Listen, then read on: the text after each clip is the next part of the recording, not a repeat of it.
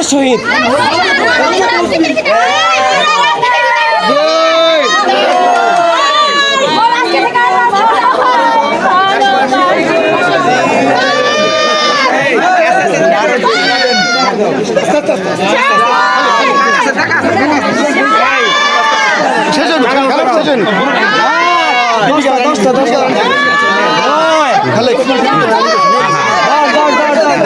আচ্ছা সবাই ফোন দেন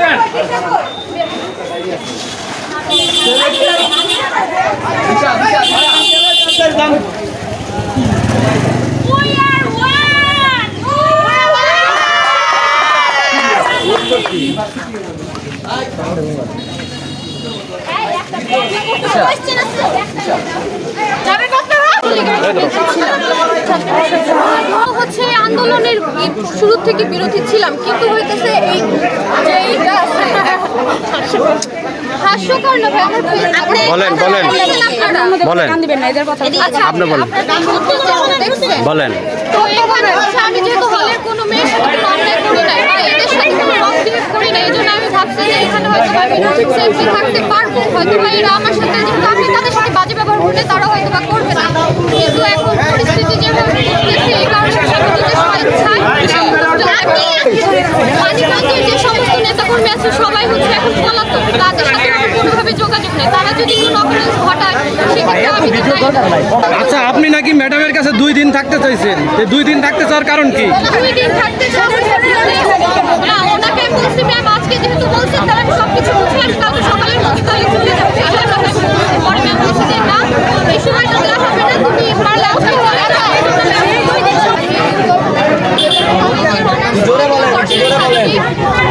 economics department. আমার নাম জেরি বিশ্বাস, আমার বাসা সোমপাই, আমার বাবার নাম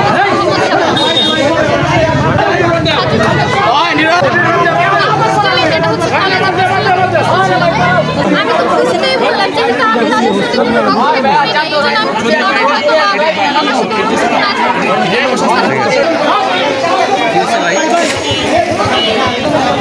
রবিন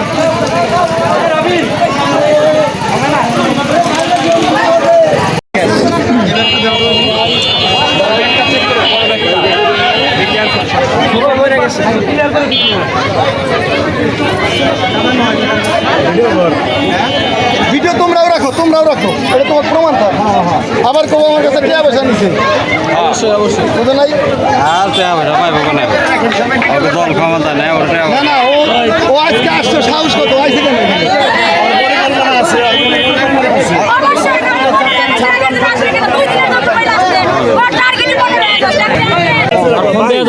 আপনারা সাংবাদিক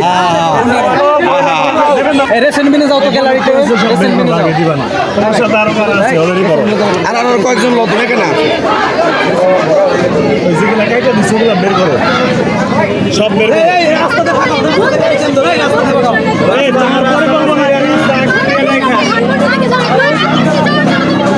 তোমার পরিকল্পনা সত্য কথা ঠিক আছে, সব বাইরে দেবো, যারা যারা স্টার্টিং করবে সব বাইরে দেবো। সত্য কথা বললে সাধারণ শিক্ষার্থীরা গলায় ঝোলাও, গলায় গলায় সত্য কথা বলো,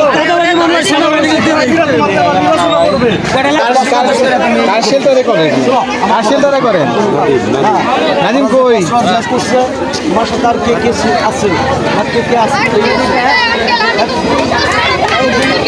তোমার আর কেউ কি ভিতরে আছে?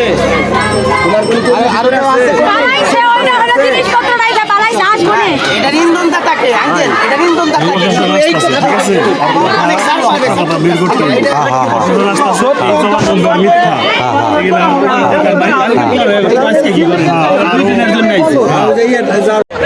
স্বীকার করলে তোমার জন্য ভালো হবে। আমি বলি ছাত্ররা কি বলছে বুঝছো? আচ্ছা, তোমার সহযোগী আর কে কে আছে এটা বলো। তোমাকে সহযোগিতা করবে, তুমি নিঃসন্দেহে নাম বলো, তুমি অনেক ছাড় পাবা, ঠিক আছে? এটা তো কথা দিচ্ছে, তুমি ছাড় পাবা, ছাড় পাবা। হ্যাঁ, তোমার ইন্ধন দাতাটাকে, ইন্ধন দাতাটাকে হ্যাঁ আরেকটা মেয়ে ছিল, এখন ওরা দুজন এখানে নেই, শুধু আর না তোমাদের তিনজন তো আর হইতে চালাও না, আর তো লোক আছে আছে, অবশ্যই লোক আছে। কলেজ কমিটি ছিল তখন হইতেছে ওনারা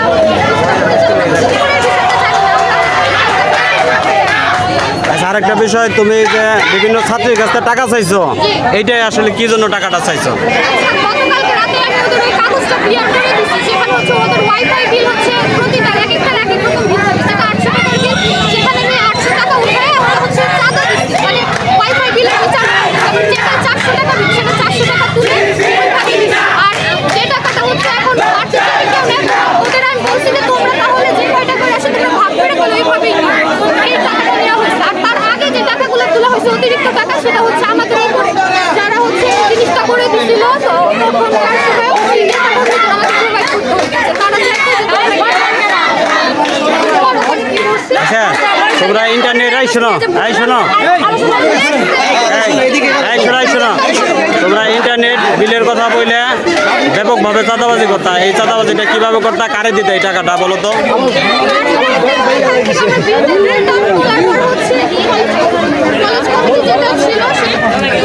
আস্তে আস্তে আস্তে, এই, আস্তে আস্তে আস্তে। আপনি ছেড়ে যান, আপনি ছেড়ে যান।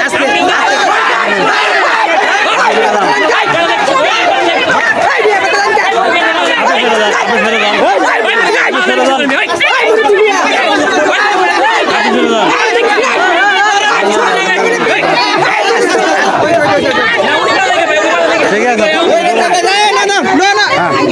হ্যাঁ দেখ,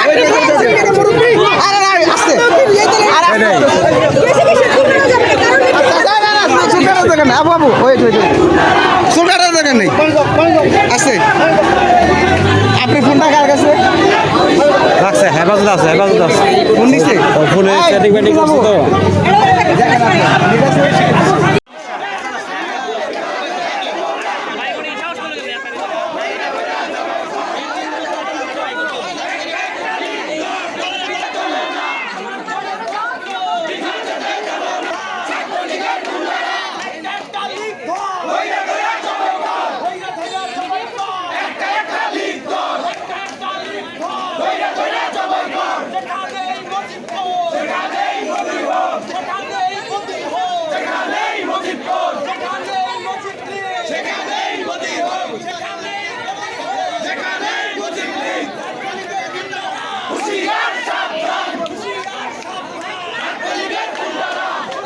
আসেন।